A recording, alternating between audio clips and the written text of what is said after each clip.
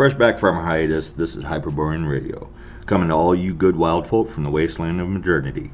Even though the storms are rolling in, we are here to remind you that the sun is hot, the rain is warm, and the rivers are cool. And most importantly, to let you know that you are not alone. I'm Celtic God. With me is the lore keeper. How you doing? I'm doing great, and I'm very interested in getting this show on the road. So today we wanted to talk about some of the things that we did while we took a little break, and some of the things that we're currently working on, as well as where it is that we want to go in the future, as far as bringing out content and stuff like that, bringing a little bit of light to the darkness. So you're working on the God of the Day book. You're making steady progress on that. What is that going to be? So the goal with it is that there's going to be 365 different European deities in there, and basically give a introduction to them. It's not going to be, an essay on every single deity. The goal is more to give people that are coming into paganism or don't have a lot of time, basically something they can use as a crash course, whether they're people that are coming into spirituality and European mythology, or they're kids who are being brought up, or even just people that are interested and maybe they want to use it as a teaching tool for a class on mythology, or people that are more on the spiritual side of things wanting just a really good starting place. Because I'm a firm believer in that people need to forge their own paths. The most you can really give people is a signpost. Like when you have a fork in the road and there's a sign that says you can go this way, you can go this way, you can go that way, etc., etc. I'm a firm believer the most you can do is put the signpost and maybe say, that way's got a cool building on it. Well, and I hope everybody enjoys the sounds of the modern wasteland that keeps leaking into the show, so that you know for a fact we are here today with you. And with the God of the Day book, it's not going to be from any particular pantheon. It's not going to be any particular set of gods. No, it's going to be from all over the place. Slavic, Baltic, Basque, Hungarian. From all the Hyperborean peoples. Celtic, Germanic, all of them that we can find information on. And I know a lot of them are really obscure, like how many people know Romanian mythology, how many people know Welsh mythology, how many people think about Finnish or Estonian mythology. And these are all different branches of our people. And I think it's important that, say you're someone of mostly Lithuanian ancestry, you might be most interested right now in what is commonly termed the Norse mythology, but is primarily based on Icelandic mythology, because it's the one that's easiest to access, because there's not a bunch of books that are easily accessible from Baltic mythology. If you are interested, I would recommend checking out The Bear Slayer on GutenbergPress.com, I think, or it might be .org. But that's the only thing I found that's like a nice, thick epic that has some mythology from the Baltic, so that might be a good place for you to start. But I want to have, Lithuanian gods in there, because a lot of people who might be interested in their Lithuanian heritage don't know the first place to start. Right. Well, and I know that you spent quite a bit of time actually going through trying to make sure that you're not missing any groups, that there's at least one from all of our groups, and that includes the diaspora, right? Yeah, of course, because there are demigod-like heroes. One of the most notable and well-known ones, and whose personal holiday is actually coming up. The 28th is Paul Bunyan Day, the 28th of June. Yes, go Paul Bunyan.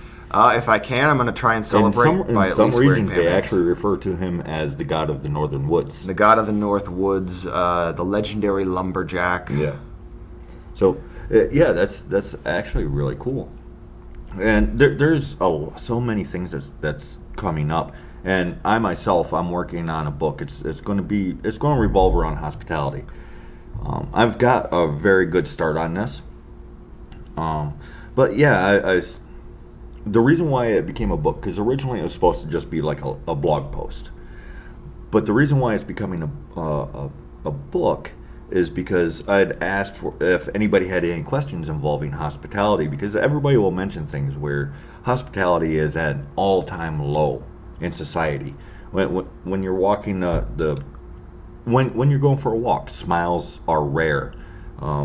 It's an oddity when somebody meets your eye, smiles and waves. Although fortunately, that's starting to get a little bit better. But all of these little things that nobody thinks about are acts of hospitality. Any interaction that you have with other people is an act of hospitality. But due to the lack of questions, that told me that the understanding of what hospitality is at its core is something that's missing now. Go ahead, you was going to say something? Well, there's even something called the hospitality industry, which largely cheapens it. Yes. Because it becomes something it's false. It's fake. False. It's plastic. Yes. And that's a lot of things. Is the concept of hospitality has become plastic. The concept of worth has become plastic, quite literally, in the form of a credit card. Right. And these are things that should not be. Right. Well, and so again, I spent 2 pages just describing what it's like, what goes through some people's minds, just when they approach somebody's house to knock on the door. I didn't even get to the door yet in 2 pages of writing, and I'm like, oh man, the subject is just too big, too vast for a blog post. And it might be a small book, it might be a large book, I don't know, but I'm going to try and cover as many aspects as I can. But in reality, if you think about it, since hospitality, pretty much all of human interaction is a form of hospitality, this subject is far too vast. I'll never be able to cover everything. I could write on hospitality for the rest of my life. I would never cover it all.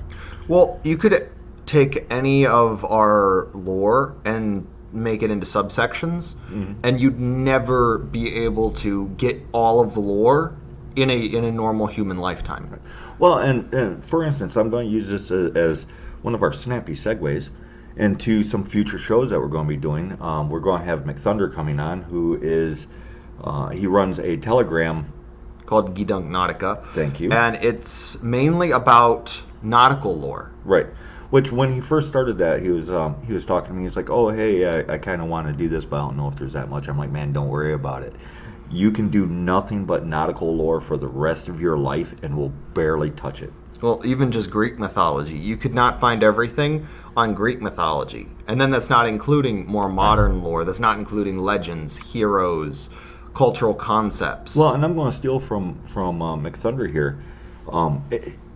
He was when he first started rediscovering who we are as a people and trying to embrace our ethnic ways. He was looking for a book with all the answers, and then slowly, as he's delving into stuff on his own, and this is his description, not mine, but I think it's absolutely beautiful. It's about the journey. When you're rediscovering who we are as a people, the Hyperborean people, the so many tribes that we have. It's about the journey. There is no handy dandy book, no little pamphlet. No, there is nothing with all the answers. It's about going through the journey of life and discovering things as you go. Precisely. I mean, there's a reason I refer to our culture and the ethnic ways as a beautiful mess. Yeah, I mean, really, it is. It's not as complex as people want, as some people fear that it is. And it's not nearly as simple as some people want. But there's a simple complexity to it, or a complex simplicity to it, which is the YouTube channel. Another awesome segue, because I'm so good at this. That's a channel run by our friend Harold Anderson, who is also doing podcasts with us. And by the way, just so that you guys know, the videos put onto YouTube. Thank you very much. I'm tripping over my words already. They're only half of the actual content. Well, and in terms really, of shows. Yes, exactly. These are only going to be on YouTube. In which case, we are being as family friendly as we can. However, if you go to our podcast of the same name, Hyperborean Radio, which should be pretty much everywhere now, I shouldn't have to plug a particular podcast site. Should be pretty much everywhere under Hyperborean Radio. This is where these special shows are going to be with McThunder. We might maybe do some on YouTube, and with Harold and anybody else that really strikes our interest or has Alex. the time. Yeah, or has the time, because there's schedules. Schedules happen, and there's such things as time zones, which really sucks. Well, I mean, if it was day all over the place, we'd all burn, and if it was night all over the place, we'd all freeze. So you gotta have. But everybody should run off from the time zone that I am in, because everybody knows I am the center of the universe. Yes. So whoever's on the opposite end of where we currently are, congratulations, you just officially became nocturnal. Yes. But all jokes aside, we're still generally polite, but you might hear some of the F-bombs drop, and we're going to get a little bit more grown up. We're going to get a little bit more serious. I tag them all as explicit, just in case. I mean, we don't say the swears on purpose, but we're not going to guard ourselves quite as much as we do on YouTube, because everybody knows the issues with YouTube. And why are we here? Why are we here? Because it is here and it's reaching you. Without the YouTubes, you wouldn't be listening to us right now. And we do appreciate you listening.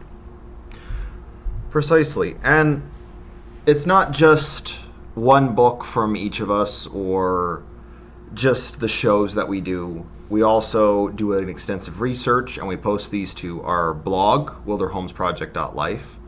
Which is actually more than a blog. There's an educational section there. Well, at least there will be. There's educational blogs.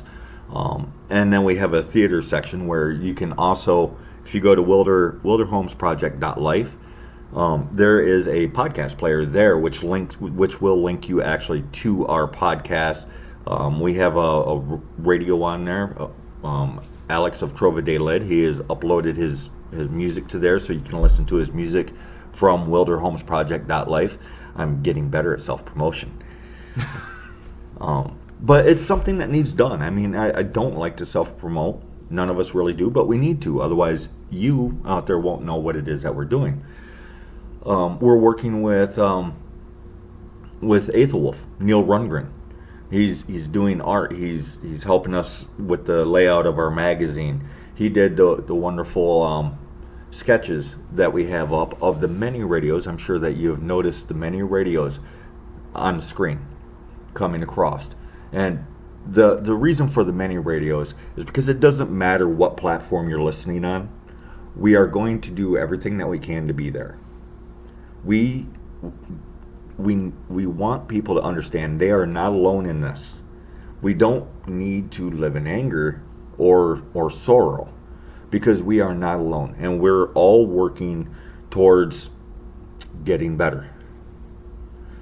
I mean, really, and why is it that we're calling ourselves the Wylde Folk? Well, it's because we need to return to our wild state. It's just an old, an antiquated term for the pagans or the heathens out there, in particular of the European stock. Precisely, and it's because these words that were applied to the different ethnic faiths and mythologies of Europe, they all basically translate to the same thing. There's also other terms that have been used: Goodfellow, Fae, elves, the cunning folk. Oh yeah, that stunned me when we was digging through some of the old writings, and yeah, the civilized people, if you will, referred to us, the wild versions of us, as the elves or the fae, or you listed off a couple other ones, but I immediately forgot. Cunning folk, yes. And Goodfellows. The wild people, the Wylde Folk. Wildmen, I think, might be one of them. Yeah, most likely. Well, and that's because, and wildmen, yes, but there's even stories of wildmen where the wild man from the forest, and he's a hero, and he comes out of the forest, and he starts wearing clothes, and the hair goes away. and then he becomes an upstanding man, and usually becomes a king or some great knight or some great hero. Well, it also happens with, well, I think there's one, I forget what it's exactly called. I think it might be called Rudolph and Valentine or something of that kind. But basically, two twins, and one of them gets kidnapped by a bear, raised in the woods, and he's mistaken for a bear as a grown adult. That's how hairy he got. The brother eventually finds him, doesn't realize it's his brother, takes him into town. The guy goes and gets a shave and a haircut, and he's like, "Oh, my brother, I found you."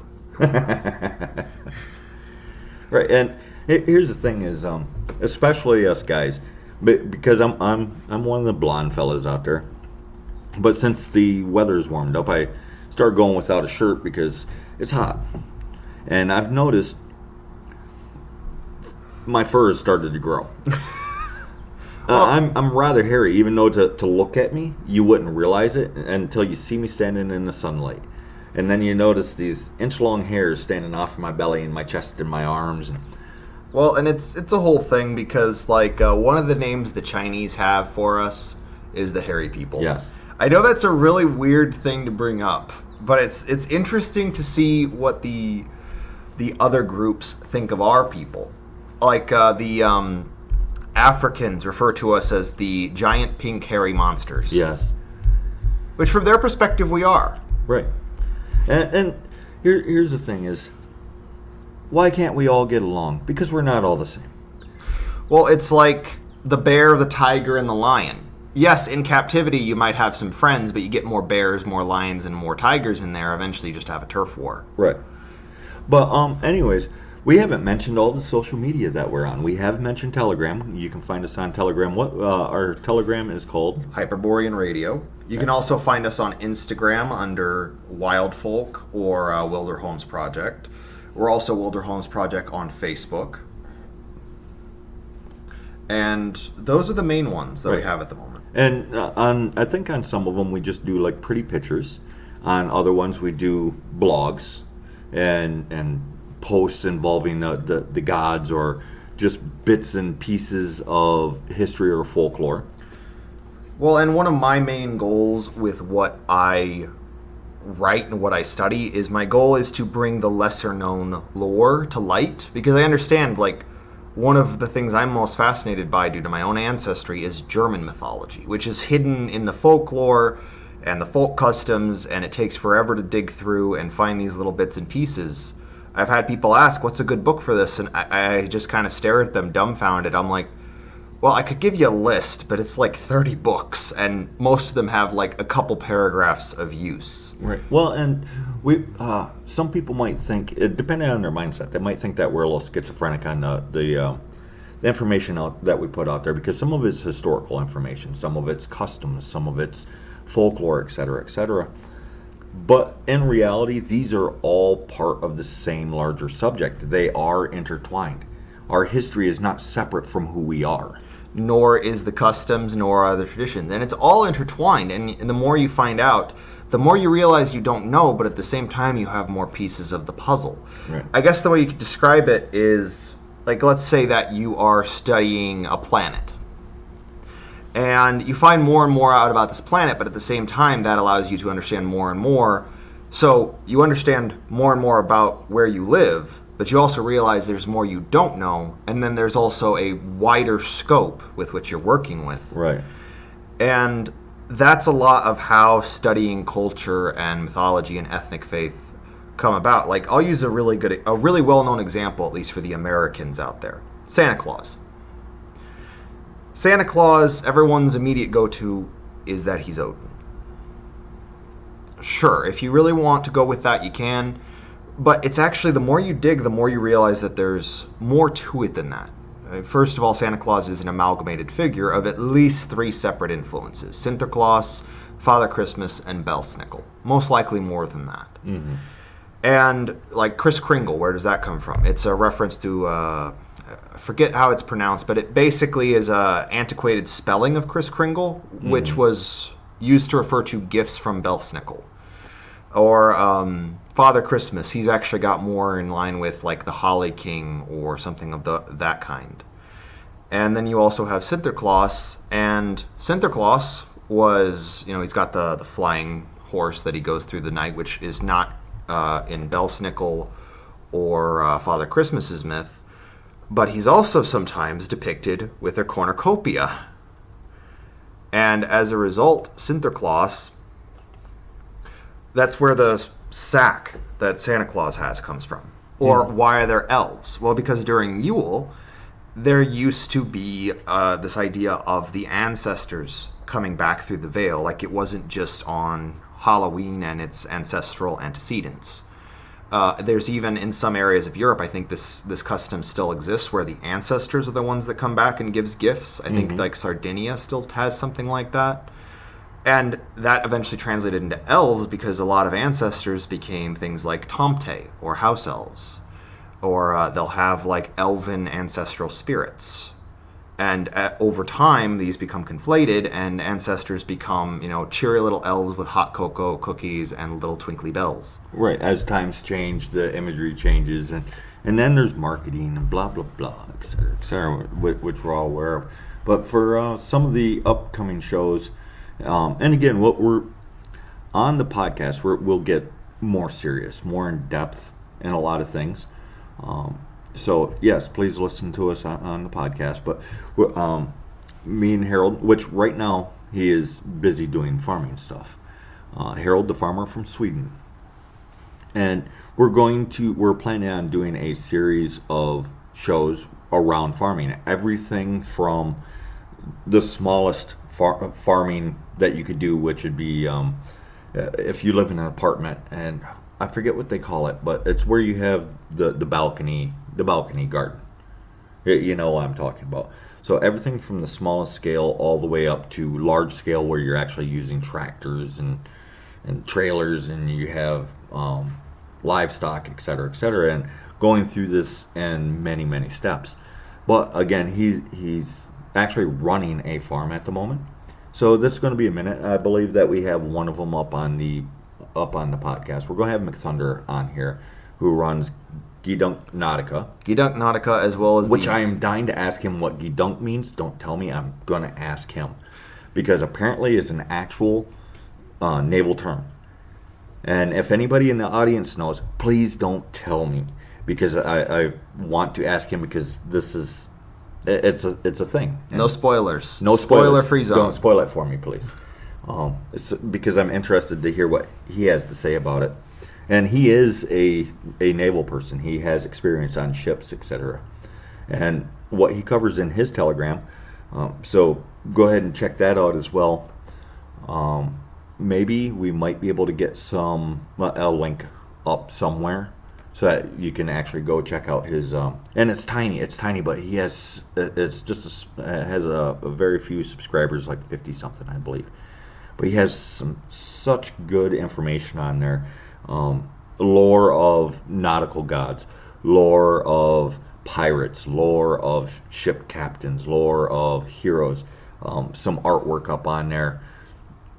I mean, it's actually a really cool well, especially if you live by the sea. Telegram, yes. Because I have noticed that a lot of people will sort of dismiss the sea gods to a certain extent. Like, yes. There's a notable exception with, like, Poseidon and Neptune, and that's because they're so well known. But so many of our people are so connected to the sea. And while I myself am not a fan of the sea itself, the lore just it's fascinating. It's fascinating. Well, like your dad was actually in the Navy, so you have that sort of ancestral lore. But you and me were both landlubbers. Yes, yeah. I'm what's lovingly referred to as a stump jumper where I grew up at, which is a stump jumper is somebody that works in the woods, and in particular in swampy areas. So it's a derogatory. They intended it as a derogatory term, meaning that we jump from stump to keep our feet dry, and we run along logs. And it's an accurate enough description. So what did us loggers do that did this kind of thing? We grabbed it and we marked it with pride and said, yeah, we're stump jumpers. You don't have the skill to work in this environment. So yeah, that's why you try to deride us for this ability that we have that you do not. Well, and that's another thing, is that there's lore on everything. Like, Paul Bunyan, he grew out of these lumber camps. That's where a lot of his lore comes from, as sort of a demigod-like hero. Johnny Appleseed, the pioneers. Even something as simple as like the Statue of Liberty. That's Libertas, the goddess of liberty.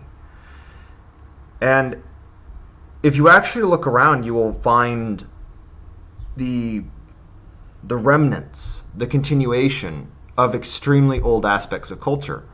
Like, for instance, this is a common trope in certain forms of media, but sort of the badass fighting butler. Oh, yes. Yes, that actually has merit, because before let's not get into it too far, because we could pretty much make an hour-long show out of just that. But there is historic precedence for the badass butler or the assassin maid. Yes, and it goes back to something you wouldn't expect, but it's one of the most famous warrior classes in all of Europe. Yes, it's a great history, actually, and that's kind of our approach in general, is we try to link the past to the present so that we can then see the future and move and build something better. Granted, some things, they have to go away, but that doesn't mean that we have to start from scratch. And we don't want to reinvent the past. The past is behind us. But what we can do is take the best things from the past, bring them to where we are, and then allow that to flourish into the future, much like the tree of life. Precisely. And one of the things I always try to tell people is, if you focus too much on the decay, you'll end up ignoring the saplings at your feet. Because as the old woods rot and the fire burns them to ash, new life springs from it. The forest has to burn. The prairie has to burn. All these places have to have the fire to start over. If you fear the storm, you can't enjoy the rain. Well, I mean, this is fairly common. I mean, I think there's even a famous GIF or video out there. Guy with an American flag in Florida, just enjoying the power of the hurricane. Right. With embodying the insanity from the outside world, embodying the insanity that is our people. Because from the other people's perspective, we're crazy, but it makes perfect sense to us. Why? Because it is us. We are very much the hold my beer type of people. Oh, yeah. This thing can't be done. Hold my beer. Well, it's like, oh man, I forget where I saw this, but like the Wright brothers with their airplane. And like, I think it was like a year or two before that, like someone came out in the news and they were like, man will not learn to fly for millions of years or something like that. And a few years later, the Wright brothers, successful plane. I mean, it's antiquated by today's standards, but that is an accomplishment. And nobody thought it was possible at the time. Right. Everybody was like, oh no, you can't do that. Oh, we always accomplish the impossible. That's what we do. You can't sail around the world. Hold my beer. You can't fly. Hold my beer. You can't go to the moon. Well, whether you believe that we did or not doesn't matter, but we put on one hell of a show. At minimum, we put on one hell of a show. At minimum, it was a very interesting show. Right. First man on the moon. Neil Armstrong's cameraman. I mean, it doesn't matter to me, honestly, if we did it or not. Why? Because I'm not going to the moon. But it's an amazing story. It is. I mean, it did change the world. Well, I mean, it even changed certain concepts. Yeah. Because, like, in European lore, there is the man in the moon, or the man on the moon, depends on who you ask. Right. And nowadays, I typically represent him in my own head as an astronaut. Sure. Because the imagery of things will change. One of the reasons that you do not want to depict the gods per se, which I am all for art of the deities, of the heroes, of the mythology. Mm-hmm. I've got no problem with that. But if you try to portray it too concretely, you solidify them. And this is my general opinion on mythology.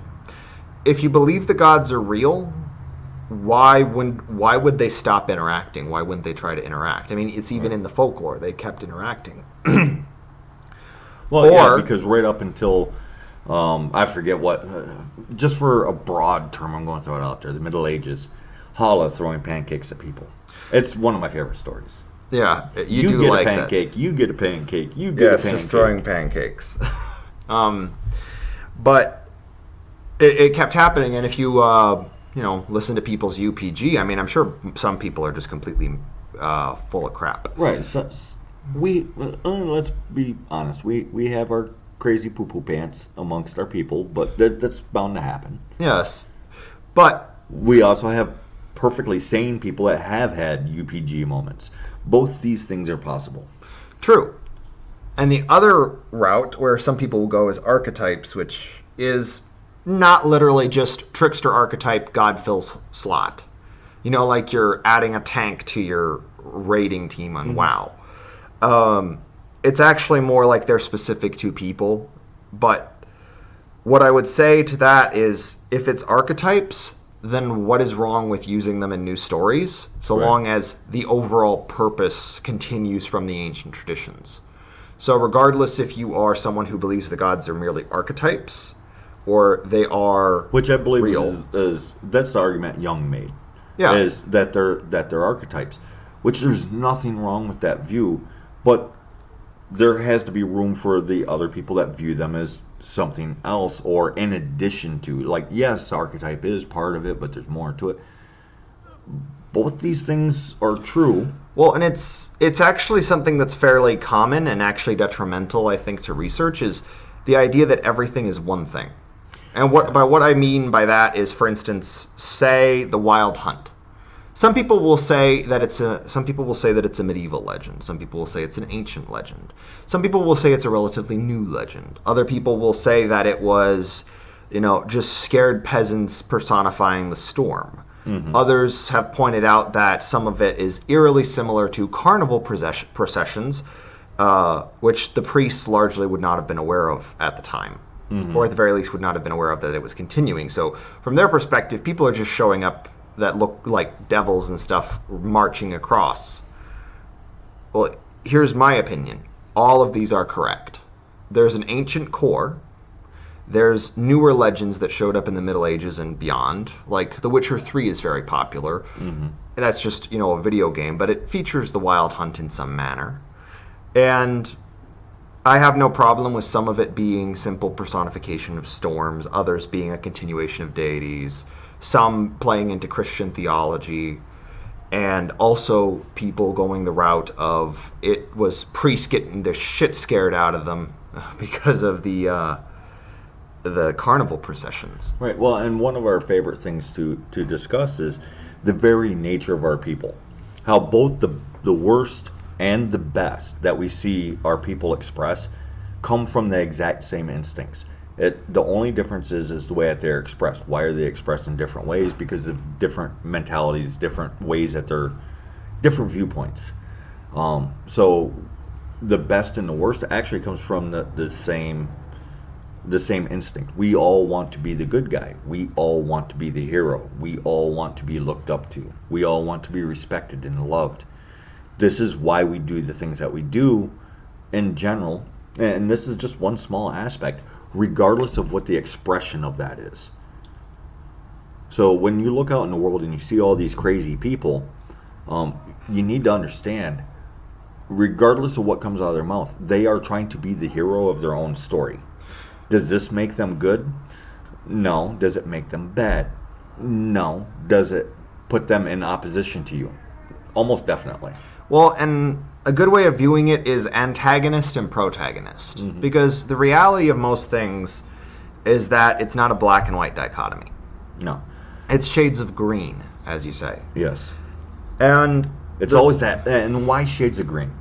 It's because it's always that unexpected thing. Precisely. And one big thing with that is, for instance, you may heavily disagree with someone on the opposite end of the political aisle, or a cultural aisle, or something like that. But from their perspective, they are more than likely doing what's best for either their people or themselves. Yes. And I think that's something that can be a bit hard to come to grips with. The idea that you're not the White Knight fighting the Dark Lord. You're effectively one Green Knight versus another Green Knight.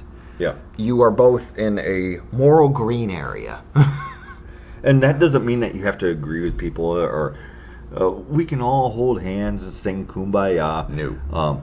Because it's just not going to happen. Well, I mean, really, we're still going to, even though we're Hyperborean Radio and we're trying to be a little bit more family friendly, we're still going to bring these hard truths throughout this next year.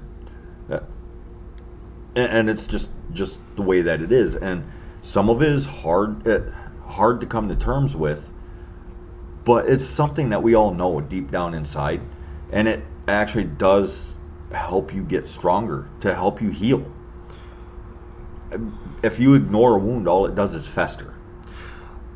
Well, for instance, even Achilles had his tendon, his ankle, and even Sigurd had that one weak spot. If you don't know your weak spot, you can't defend it. Right. But since we're talking about what it is that we want to do in this upcoming year, you have some more blogs coming up that you're going to be working on. So would you care to share that with people? Well, one of the big ones that should be coming out soon is on Hertha. And that is a German goddess. She's complicated because depending on who you ask, it's Nerthus or it's something else completely different. Some people will say she's Jord. And I'm hoping that I can convey kind of a balanced look at her. I also want to do another article about Freya, because I haven't really delved into the Scandinavian mythos for quite a while. I got my hands into some lesser-known mythologies for quite a while and sort of went down a rabbit hole. And I came back out and I'm like, oh, I should probably dig into the Scandinavian a bit more instead of tacitly.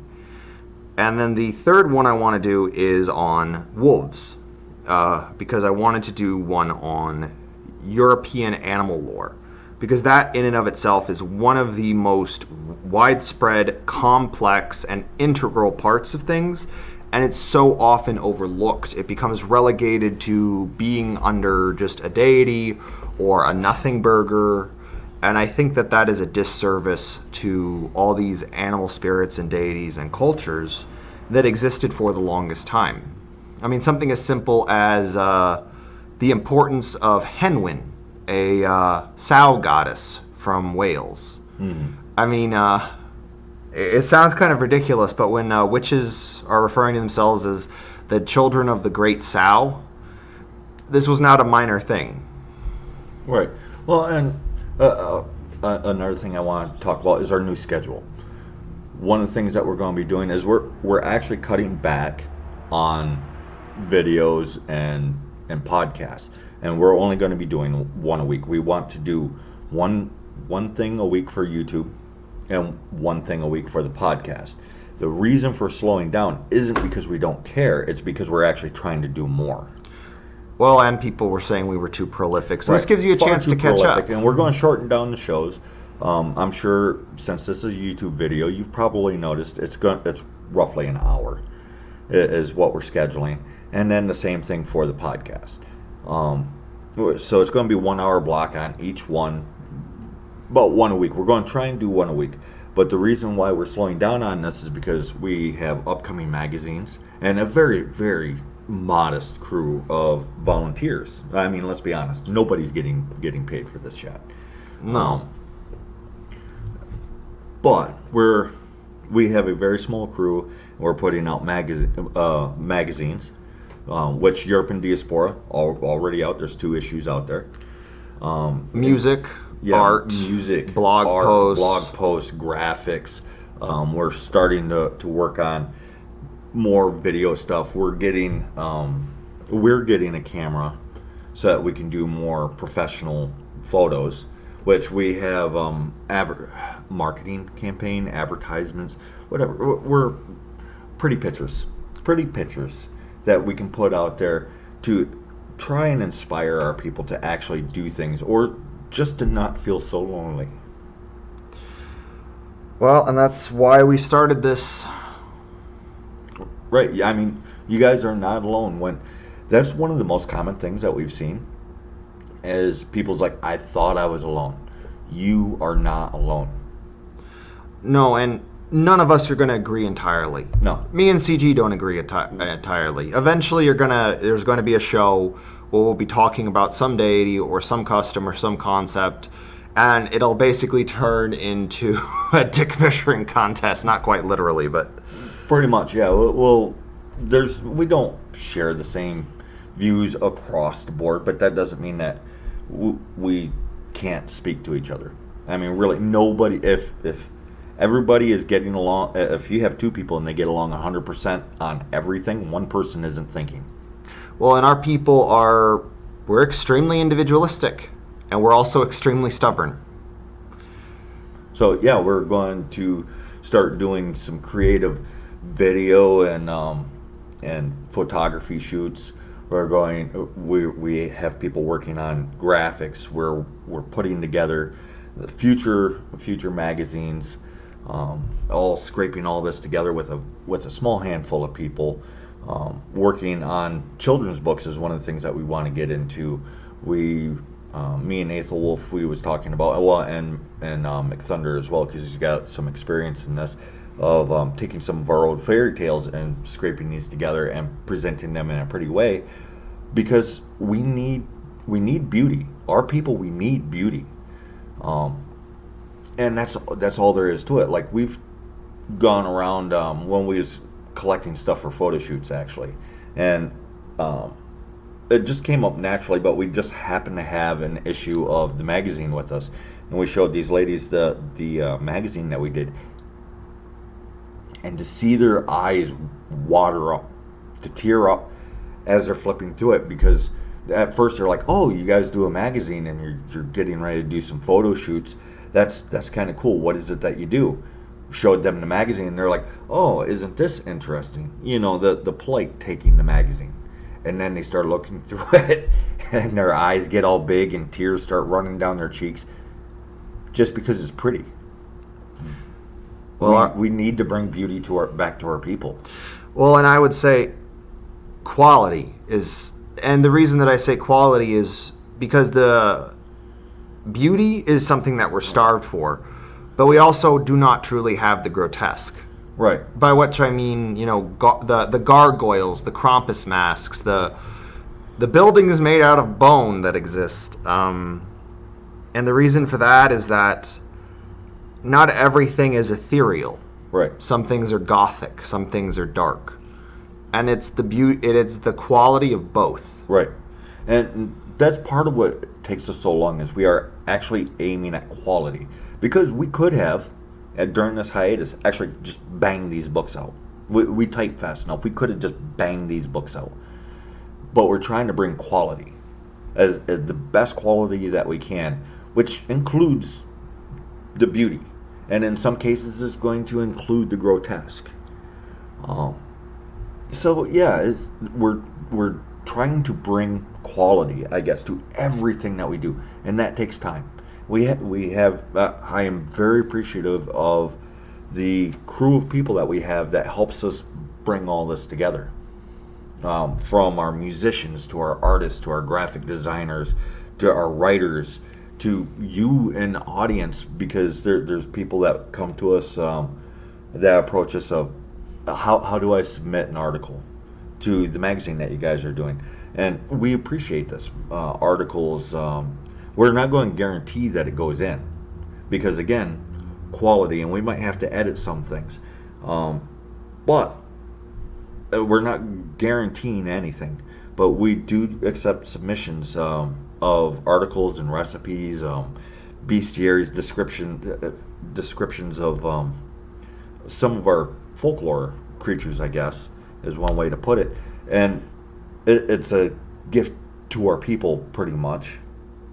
So, yeah, we're in a position we're not going to be able to pay you, but really, most magazines don't. As a matter of fact, we are offering more than most magazines do, because most magazines, if you submit an article, you get it in there, you get your name in the magazine, they consider that a payment. When you submit to us, if we use it, it's you not only get your article in there with your name, we also send you a PDF, because we can do that free of charge. So that's our way of saying thank you. Thank you for giving something to our people. And I know some people think that we're getting rich off this, and maybe one day we will. But currently, no. But we're doing this anyways. Yeah, we're doing it, I wouldn't say as a hobby, but as a passion project. Yes, it's a passion. And really, with all the heartfelt responses that we've had, I think it's needed. I think so too. And it's like if you ever pick up a copy of Europe in Diaspora or anything else we do, like I said at the beginning, one of my goals is to bring the lesser known pieces to light. I'll write about the Wild Hunt. I'll write about German goddesses. I'll write about the mythic origins of Groundhog's Day. I'll write about a bear who served in the military. I'll write about, tall tale heroes of American lore that are almost forgotten. And it's because these things they're almost out of reach. Like, one more generation, who knows what we might have had. And we have to start bringing it back. Right. Well, and they're trying to strip it from us, and we're trying to make sure that people do not forget. That's really our ultimate goal, is to make sure that our people do not forget. We are a great people. And it's true. There is a storm. We are in the middle of a storm. But if you are afraid of the storm, you cannot enjoy the rain. You can't wonder at the lightning. Well, and when there's a storm, well, it's not like none of us had storm gods. Right. I mean, that's kind of where we relish in the we thrive.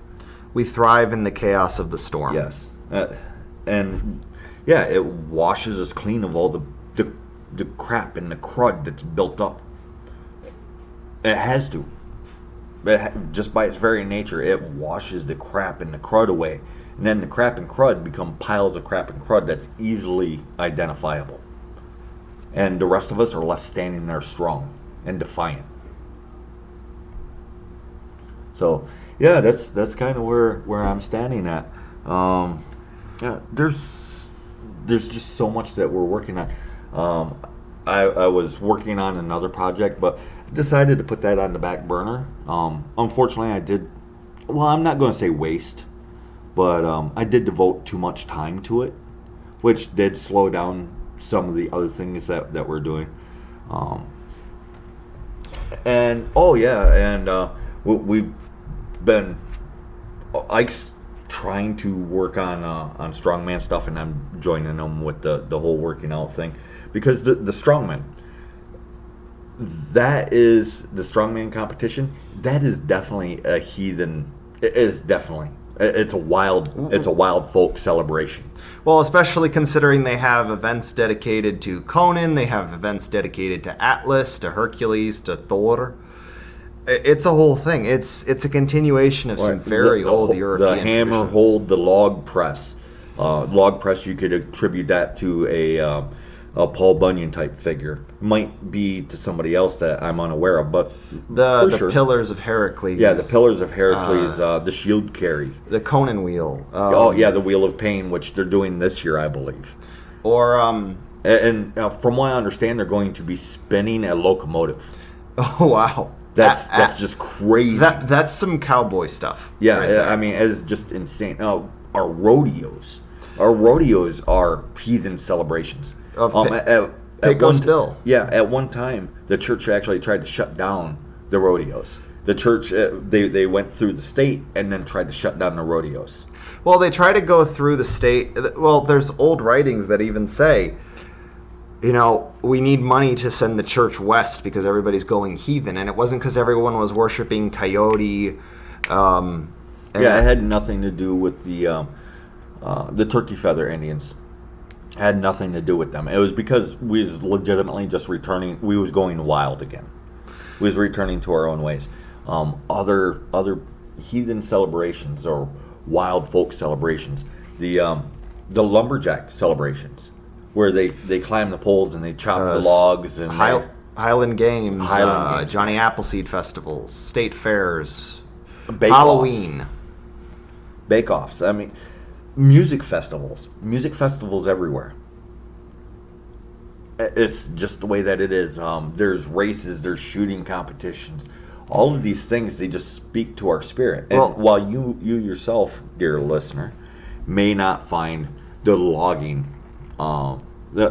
celebrations to be all that enthralling, you might enjoy a good rodeo. You might enjoy watching the strongmen and letting them stimulate you to become stronger, or marathons. Marathon, I believe. I can't remember. comes from- Is that named after the guy or the town? It where was he the ran? area.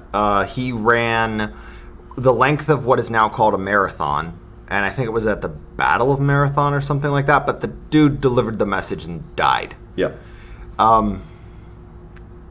And that was what that came from. It comes from very old mythology. Olympics. The boat races where they're actually rowing the boats. I forget what the name of that competition is, but they're really big in England, and there's other places too. So if they're really big in your area, I'm not intentionally slighting you. But there's clubs actually all over the place where it's these rowboats, and it's teams of men and or women, because there's different mixes. But yeah, and where they're rowing ships is basically like rowing the long ships. Well, and those were big where I'm from in Iowa. You look at the river, there'd be the rowing competitions going on. Oh, nice. Sailing competitions. There's just so much of it, and it actually, most of this actually does revolve around our people. Do the other peoples have celebrations that revolve around their people? Of course they do, but I don't care. They do them. So if you're not a Hyperborean and you're listening, I suggest the same thing. Dig into your own thing and relish in your own people, and realize, we're not the same, and that's fine. It's perfectly fine. Well, the bear never wishes it was a tiger, and the tiger doesn't wish it was a bear. Right. It's just a thing. It is, and we're bumping right up against that thing that we have to save for the podcast. So we're going to pull back from this just a little bit, and we're nearing the end right now.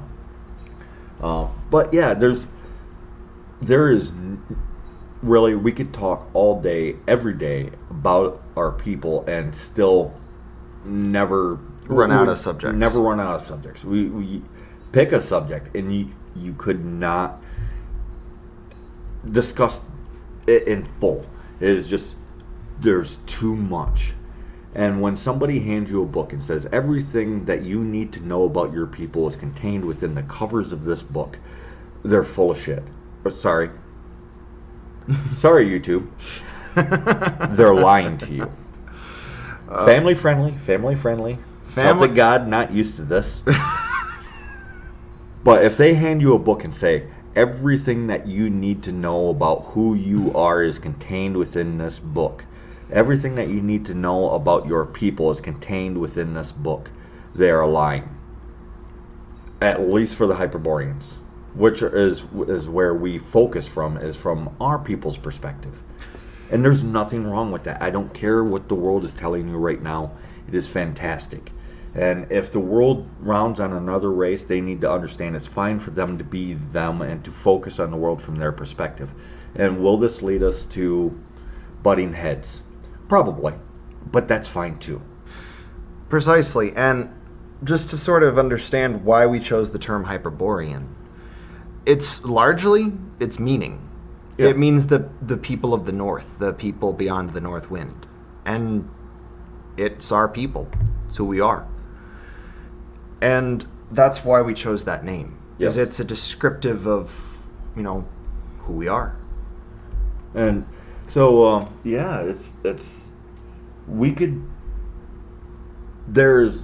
we're going to do our best to discuss as many topics as we can, in as much depth as we can.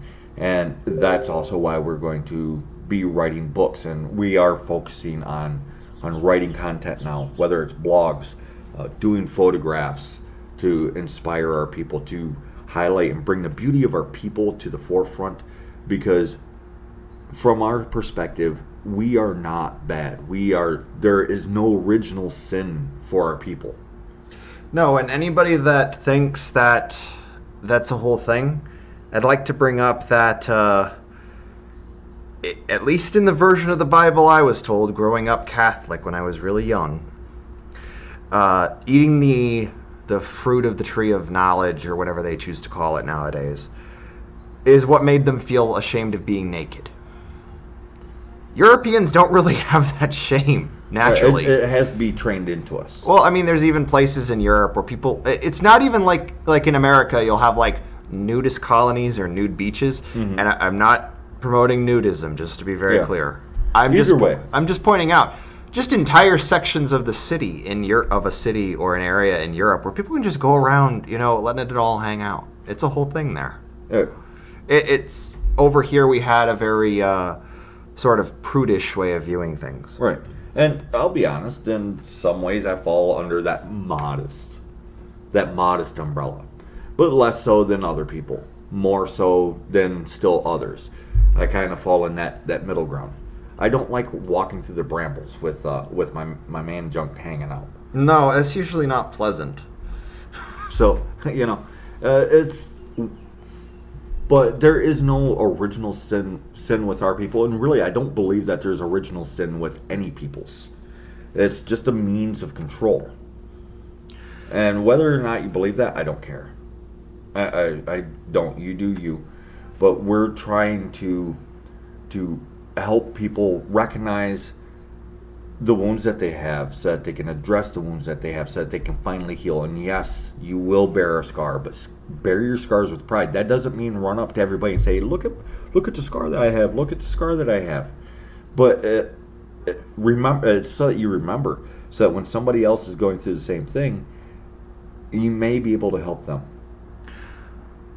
Well, and there's always a difference between, oh, poor me, and I survived this. Right. Which, in the modern context, it's one of the things, that's why I did the qualifiers, because so many people are like, oh, I carry this scar with pride. Look at my scar. This happened, and this happened, and this happened, but they're actually playing a victim card. And really, it's because we're people of extremes. But, let's, I think that we are at about the hour mark. So we can wrap this up for now, and we will be back next week. We may or may not have somebody else on, but we're going to try and do the Hyperborean Radio show on YouTube on Sundays. But with everything, all the moving parts that we have, it may come a day early or a day late. So make sure to ring the bell so that you're notified, or at least check your subscription page to be notified when we do put up some content. And make sure to check out our other social media, because that's where the pictures are going to show up. That's where the blogs are going to show up. That's where some of the history writings are going to show up. Make sure to listen to our podcasts on Hyperborean Radio, because that's where you're going to hear some of the more explicit and in-depth, less touchy-feely, I guess. I don't know how to describe it, but it's more raw. Raw description. Raw is probably the best term, I'd say. Right. More raw discussions where, and we have a lot of moving parts currently, very few people, but we are making this happen. It's going to take a while. So don't get your hopes up where, oh, next week this great amazing thing is going to happen. Next week the amazing thing that's going to happen is we are going to be here talking to you again. And really, I hope everybody takes solace knowing that we're here, that you're not alone. Spend time with your family. Even if you don't agree with them, give them a hug. I mean, torture them by giving them a hug and a kiss on the cheek and saying, I love you. You don't have to agree with them, but you definitely should love them. And we'll keep putting out the lore, we'll keep putting out the customs, we'll keep talking about our people and how we are. And you can take that as you wish. You can use it, you can think about it, you can drop it. But I'm going to put it out there because there's this immense beauty to our people. And I think it's important that we preserve and acknowledge and think about as much of it as we can. There's not just one way to look at something. There's not just one way to do something. And I think that, at least from my perspective, if you are someone who, say, venerates an agricultural deity, being a good farmer is far better than sacrificing a bunch of sheep on a pyre. I think that embodying and moving forward as the best possible version you can be, and doing it for the betterment of you and your people, is far more of a sacrifice than any burnt offerings could be. And that's what I'm going to keep bringing to you. The lore, the legends, the customs, and all the other little things in between. And that's what I'm here for. And I hope that this can help you and help you move forward and be great. All right, so on that note, we're out of here, and I hope everybody takes strength, work towards becoming the God that you're born to be. And I wanted to throw out a special thank you for everybody that supported us over the last year, and that we're looking forward to what we can all do together in this upcoming year. So, stay strong.